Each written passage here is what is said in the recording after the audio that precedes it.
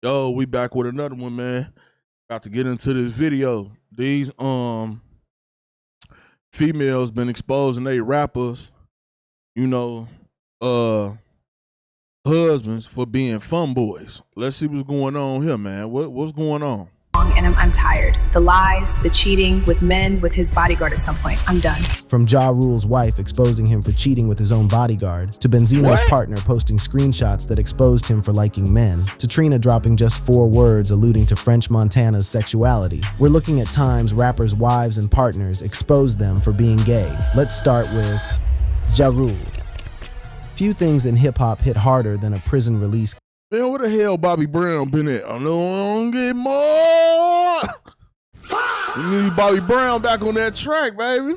Comeback story. Jeffrey Atkins, the world knows him as J. Rule, walked out of federal prison in 2013 after serving time on gun and tax charges. He had served his time. He had his music. He had his wife Aisha, his high school sweetheart, the woman he had been with since before any of the fame. By every public account, Ja Rule had built exactly the kind of loyal, grounded love story that hip-hop rarely gets to celebrate. And then, the internet opened its mouth. In the lead-up to what was reportedly an MTV documentary called Married Life After Prison, quotes started circulating online that were allegedly attributed to Aisha Atkins. They were explosive, raw, bitter language about the marriage falling apart, and Ja Rule allegedly leaving her for a man he met while incarcerated, and even— What? Oh, Ja Rule, you you ain't never step out on your wife like that. What the hell going on out here? Oh, come on, man. Don't tell me all these rappers been on that Boston Richie time, man. What's really going on? of having an affair with his bodyguard. So long, and I'm tired. The lies, the cheating with men, with his bodyguard at some point. I'm done. The alleged lines were visceral and specific, the kind of detail that makes people stop scrolling. They spread across gossip sites at a speed that the pre-Twitter internet could still manage. Within days, the narrative was everywhere. Blog after blog was running the story, comment sections were erupting, and the person at the center of all of it was a man who had just finished doing time and was trying to rebuild his life in public. Ja Rule was not going to let that sit. He took to Twitter with the kind of clarity that left no room for interpretation, calling the claims false lies made up by some non-MF Factor website clowns, and making it abundantly clear that he and Aisha were still very much together. He was emphatic, he was angry, and he was consistent. The denial was picked up by multiple outlets, including The Independent and HuffPost. The couple remained married in the years that followed. No documentary interview from Aisha ever surfaced to validate the alleged quotes. No tape, no receipts, no corroboration. What's striking about the Ja Rule situation is how little evidence the internet actually needs. A plausible context, a man coming home from prison, was enough to make a rumor feel real. The story had emotional logic, even if it had no factual foundation. Ja Rule has repeatedly said the people spreading these stories are trying to damage his family. By most accounts, that family survived it intact. The rumors resurfaced periodically over the years with additional embellishments, but they never produced a single verifiable source. The Ja Rule story is about an anonymous internet fabrication, a wife who never actually said what the gossip sites claimed she said. What comes next is a very different situation. A real woman, real social media, and alleged receipts in the form of— I don't understand how you could deny saying it if you on tape though. They got you on tape saying it. You said it, so it is what it is.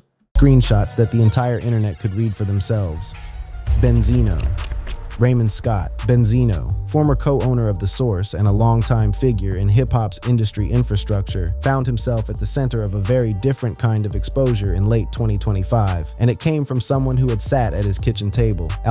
I ain't gonna lie.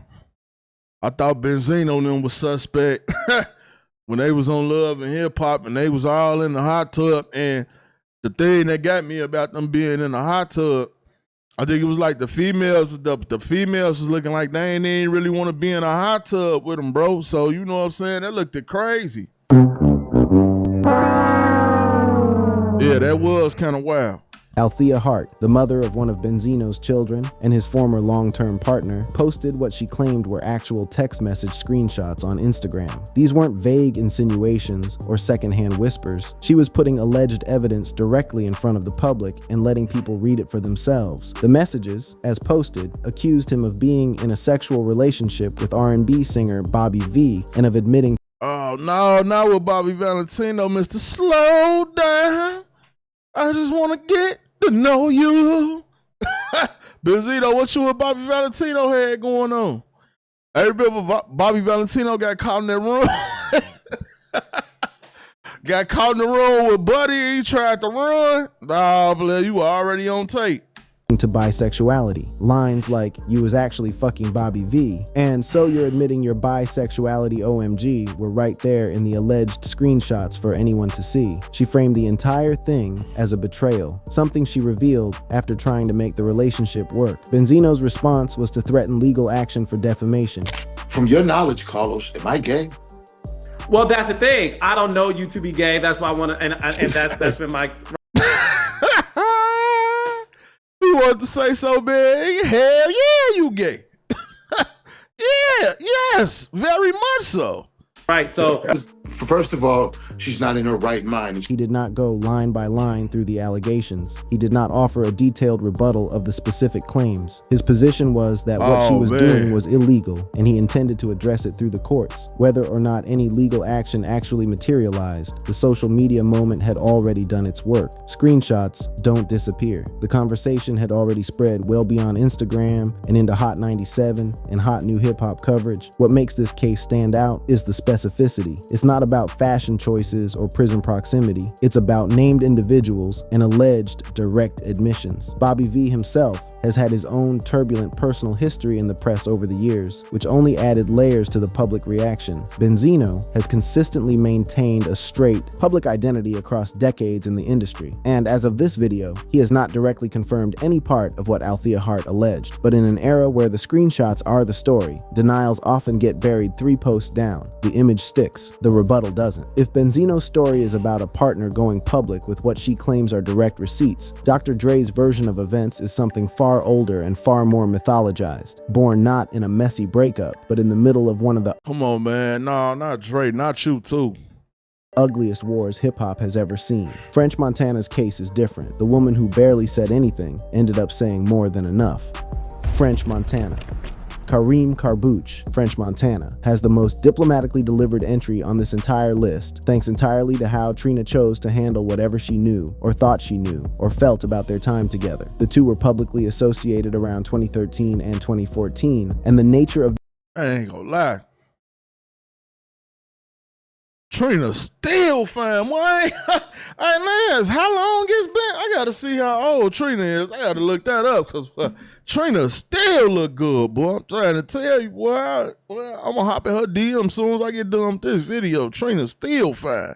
their relationship was a subject of significant curiosity in the gossip ecosystem at the time. When Trina appeared on The Breakfast Club and in other interview spaces to discuss their history, her language was remarkably careful and remarkably loaded. She said they'd never really dated. She said they were just friends. She said she didn't want to expose him. She called him a different type of individual. Karen Civil covered the interview in additional detail, and then she stopped talking, and what she had already said just sat there, open to interpretation, in a comment section that was happy to do all the interpreting for her. When you are a famous woman who was publicly linked to a man and you say, on a nationally syndicated platform, that you don't want to expose him, people are going to ask what you're protecting him from. The internet did exactly that. French Montana's response was measured. He pointed to the timeline of his divorce as context for their association and dismissed broader speculation as the standard noise that comes with celebrity at a certain level. He has continued presenting as straight in his music and his public life without deeply engaging the speculation. But Trina's words have never fully gone away. What she chose not to say has followed French Montana for over a decade. In the age of social media, the things people choose not to say are sometimes. I remember that. Trina said Chloe took French away from her. I mean, like, Chloe tried to act like she didn't know they was dating.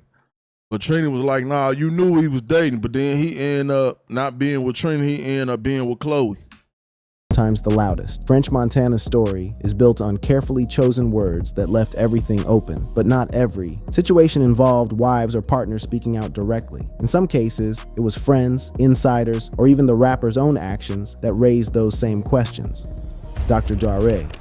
The rumors around Andre Young have been baked into hip-hop beef mythology for so long that they've almost become folklore. This story doesn't begin with a wife or a girlfriend. It begins with Eazy-E, with Death Row Records, and with the ugliest chapter of West Coast rap's golden age. During the height of the Death Row versus Ruthless Records feud in the 1990s, Eazy-E took shots at Dre in diss records that called out his sexuality in explicit and ugly terms, language designed not just to embarrass, but to destroy. At the time, these were read as pure battle rap venom, the kind of thing artists said to humiliate rivals in the most visceral way possible. But the rumors didn't die with the beef. They got new oxygen when Suge Knight, never a man shy about making controversial claims, began giving interviews in which he alleged that during a confrontation involving Tupac, Dre made a specific statement acknowledging bisexuality when challenged. Suge's accounts have varied across different interviews over the years, and his credibility as a source is to Go loud. We know Tupac did say that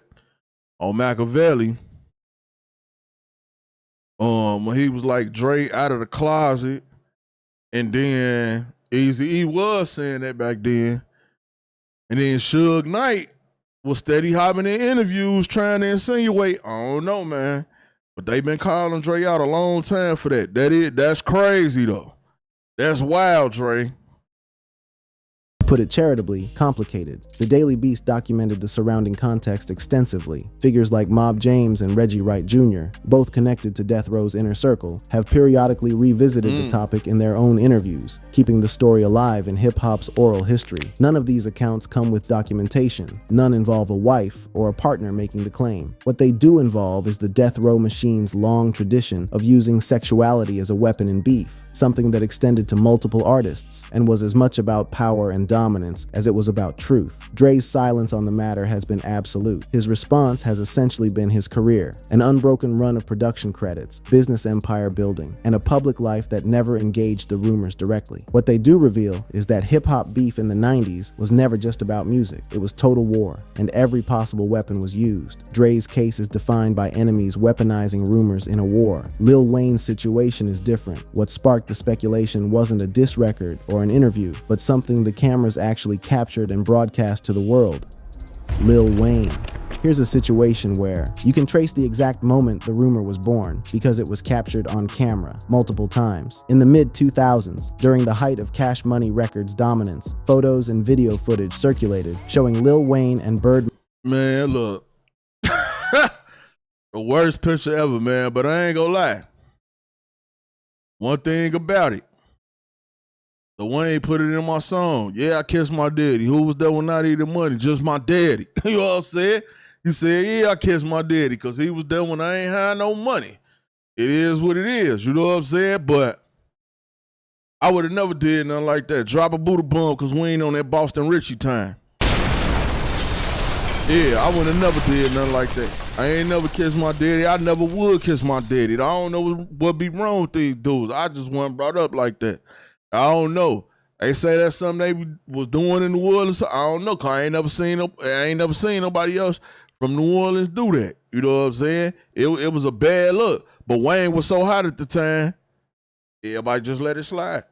Man sharing a very enthusiastic lip kiss, the Rap City footage, the backstage videos. They were real, they were documented, and they were deeply confusing to a lot of people in a genre that had very rigid ideas about how men were supposed to express affection toward one another. Wayne was young, genuinely young, when he joined Cash Money. He came up under Birdman essentially as a child, and the relationship between them was, and remains, one of the more complex mentor-protege dynamics in rap history. The kisses, when they were eventually addressed publicly, were explained by Birdman in a 2021 podcast appearance as an expression of deep paternal affection. He described viewing Wayne as a son. The man said he thought it might be their last time seeing each other, given the risks of street life, and in that emotional context, the kiss was a father saying goodbye to his child. He said in so many words that he'd do it again. Vulture covered the broader context of their relationship and its fractures in detail. Lil Wayne, for his part, has largely brushed the entire topic off. He's pointed to his long personal history, his relationship relationships, and his children as the answer to any questions anyone might have. He's also, at various points, expressed genuine frustration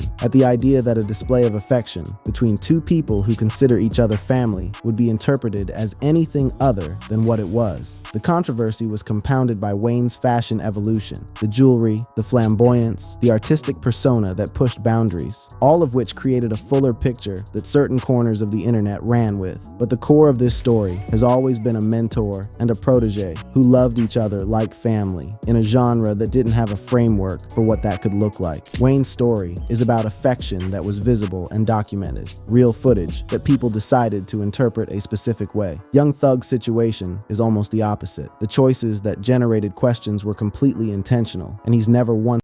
Now, with Young Thug, he was kissing his friends, calling them babe, taking showers with them, doing all type of crazy stuff, wearing dresses.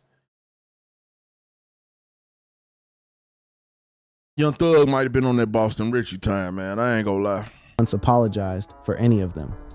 Young Thug, Jeffrey Williams, Young Thug, didn't wait for anyone to come for him. He came for the conversation himself. Over the course of his career, he has probably addressed the question of his sexuality more directly, more consistently, and more interestingly than almost anyone else on this list. The fuel for the rumors was never hidden. It was deliberate. Young Thug wore dresses, painted his nails, called male friends terms of endearment in his lyrics, and showed up on the cover of his Jeffrey mixtape in a floor-length gown. He was rewriting the visual language of rap masculinity in real time, and the culture had very loud and very divided feelings about all of it. A 2019 Big Boys Neighborhood interview had him addressing the public judgment he was navigating, and then, more recently, his appearance on the Pivot podcast gave him a wider, more receptive platform to say what he's been saying for years. That alone would have been enough, but he didn't stop there. He went on to say he had no problem with the LGBTQ+ community. His rejection of the label wasn't about rejecting the community, it was about being precise about who he was. He said he had pioneered the aesthetic, the painted nails, the dresses, the gender-fluid presentation, and that he had passed the style down to a new generation of artists, including Playboi Carti and Lil Uzi Vert. He acknowledged that public pressure had caused him to dial certain looks back over time, but insisted the expression was always artistic, never sexual. He has described himself in multiple settings as the straightest man in the world. What's fascinating about Young Thug's situation is that it inverts the usual structure of this conversation entirely. He wasn't exposed to anyone.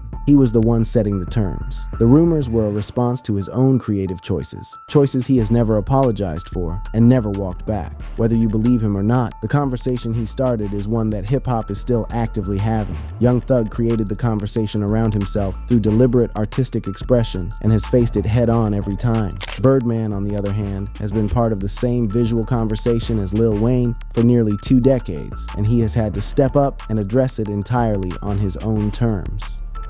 Birdman, Brian Baby Williams, Birdman, has a chapter in this story that is inseparable from Lil Wayne's. The two men are linked by the same footage, the same photographs, and the same cultural confusion that erupted when those images hit the internet. But Birdman has faced his own independent line of questioning beyond the Wayne kisses, including a 2016 moment where a single ambiguous one-word answer to a pointed question got interpreted in ways that clearly got under his skin. In a Hot 97 sit-down, he addressed the gay rumors directly and without hesitation. You know, this gay thing and that gay thing. What do you mean? I don't understand.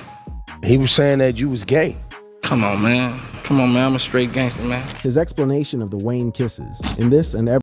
Come on, man. I'm a straight gangster, man. Birdman about to pop that, man. You know, he was saying he was gay. Birdman, hold on, man. Hold on.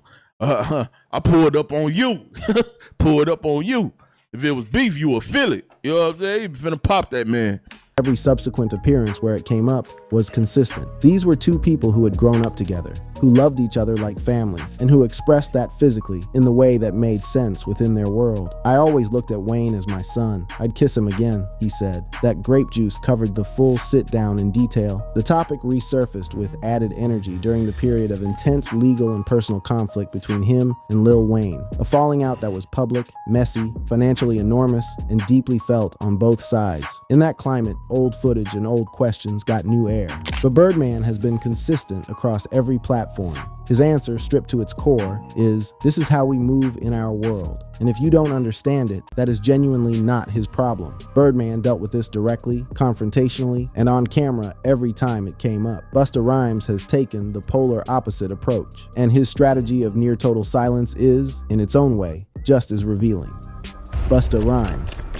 Trevor Smith, Busta Rhymes, has one of the most interesting approaches on this entire list, which is to say, almost no approach at all. The rumors around him have been circulating since the 1990s, moving through radio shows, message boards, and Wendy Williams-era celebrity gossip in the early 2000s, with the kind of persistence that doesn't require evidence to sustain itself. The Newsweek piece on hip-hop's gay subculture captures the broader era that kept names like his in rotation. What's notable about Busta's situation is his response strategy, or rather, the near total absence of one. While other artists on this list have gone on podcasts, issued detailed Twitter denials, and addressed questions head-on, Busta has largely treated the rumors as beneath his response threshold. There are documented moments where he's walked away from or shut down questions about homosexuality in hip-hop rather than engaging with them, a choice that, depending on who you ask, reads as dignity, deflection, or both. The irony is that his silence may actually be the most powerful statement available to him. He spent 3 decades building one of the most undeniable catalogs in rap history. His public image, constructed on hyper-masculine energy, relentless performance, and a work ethic that has never let up, has never wavered regardless of what forums and radio shows have said about him. The rumors exist in the background of his career, persistent, but never loud enough to define it. And Busta Rhymes, by all appearances, has made a deliberate calculation that engaging them would give them more weight than they deserve.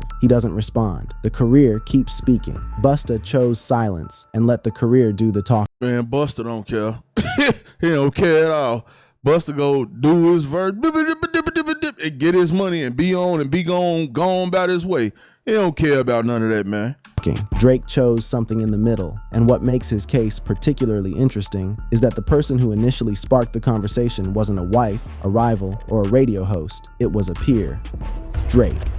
Aubrey Graham's entry into this conversation dates back to almost the exact moment the world became aware of him, as he rose to prominence around 2009, transitioning from a Canadian teen drama to mixtape culture to legitimate hip-hop stardom. His image didn't map onto what a lot of people expected a rapper to look like. He was emotional, he was fashion-forward, he was soft-spoken and introspective in ways the genre hadn't quite seen at that scale. And some people drew conclusions from that. Teyana Taylor, in an interview from that period, mentioned that when she first encountered Drake, she had initially thought he was gay, based purely on his presentation and vibe. It was a casual comment, the kind of thing said without anticipating the amplification it would receive, but it got picked up, spread, and became part of the early narrative around him. Vibe listed it among the more prominent and lamest gay rumors in hip-hop. Drake also addressed the broader climate of gossip and fame, vaguely, in a 2009 blog post, talking about the challenge of finding role models who weren't constantly defined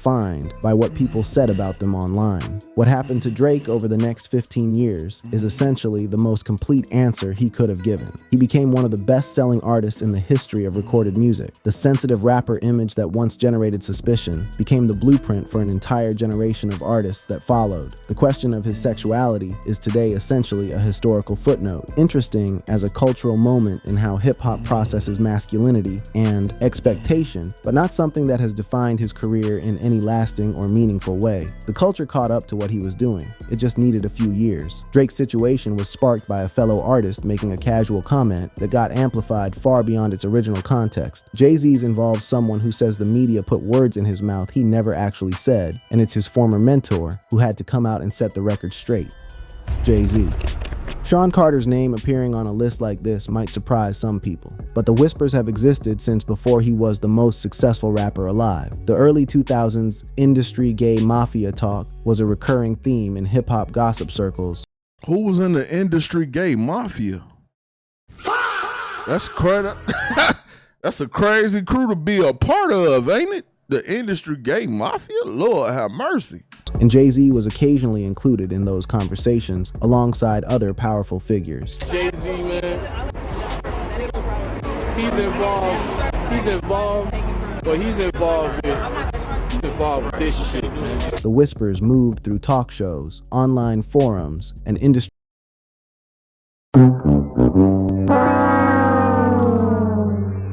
What Jay say? Jazz would have had more if he signed his contract. Jay slick with it.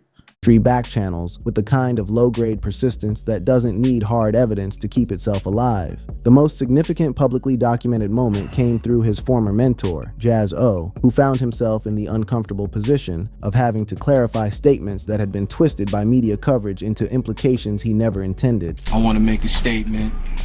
As far as Jay-Z, I never said he was a homosexual.